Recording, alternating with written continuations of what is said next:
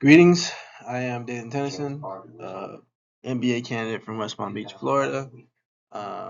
Doing this presentation on goals, power, and control in organizations. So basically, just dive into it. We're just going to cover 3 core concepts, as seen here: goals, power, and control. And how crucial they are for effective management and organizational success. So starting with understanding goals, right? So goals are the desired outcomes or targets that an organization aims to achieve. They provide direction, motivate employees, and they serve as a benchmark for measuring success, right?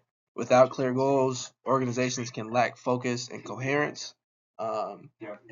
Within the same breath, once you lack focus and coherence, once you don't know where you're going, there's nowhere to align to. So you're scattered with no goal in mind. So here we are segueing into types of goals, right? There are different types of goals within an organization: strategic goals, operational goals, tactical goals, and SMART goals. Strategic goals are long-term and broad, providing for a vision of the future. Tactical goals are shorter and helping achieving strategic goals. Operational goals are specific day-to-day targets that ensure the smooth functioning of organization, and SMART goals are an effective way to ensure that goals are specific, measurable, achievable, relevant, and time-bound. Right. Moving on to the next slide, goals in practice. Right. Let's take a look at an example of setting, SMART goals. Right? Imagine a company wants to improve customer satisfaction or something. SMART goal would be to increase satisfaction scores by, I don't know, like 5 or 10 or like 15% within the next few months through enhanced training and customer service initiatives, right? And this goal would be SMART, specific, measurable, achievable, relevant, and time bound, right? And that's just practicing a way in which you can achieve your goals, right? Just very simple.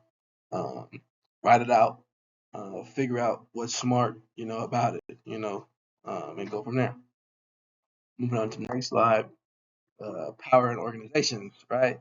So power in organizations is power is the capability to influence others and control resources, right? To achieve desired outcomes.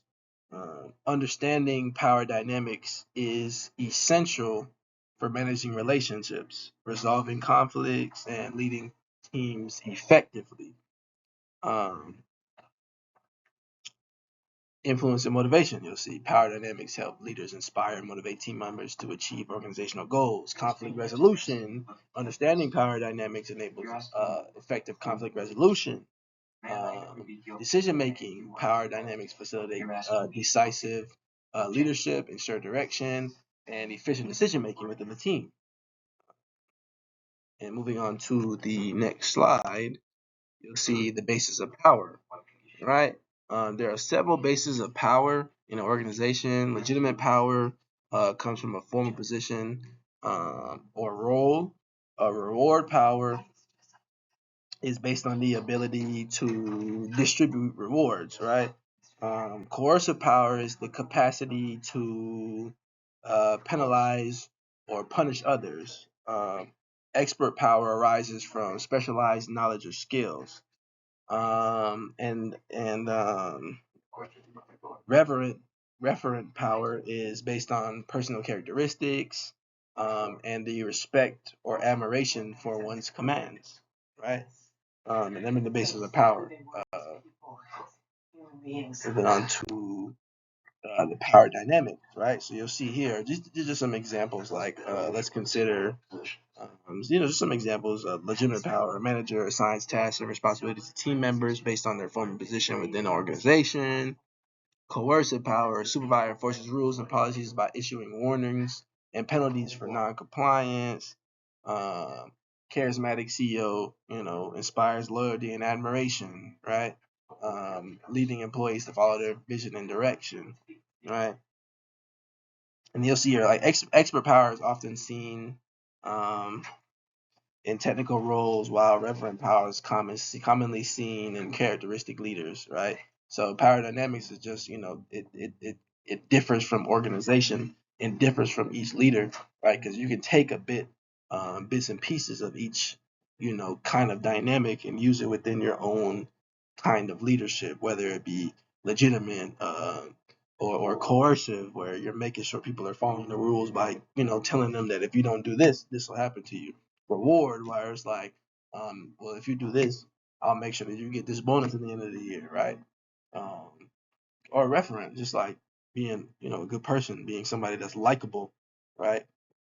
Being likable alone is kind of a good way to get people to listen to you, right? It's a good way to be, especially when you're in a position of power. If people like you, they're more likely to do what you say, follow your direction, your vision, just off the strength. And then moving on to control in organizations. Control refers to mechanisms, processes, and systems used to regulate behaviors and performance.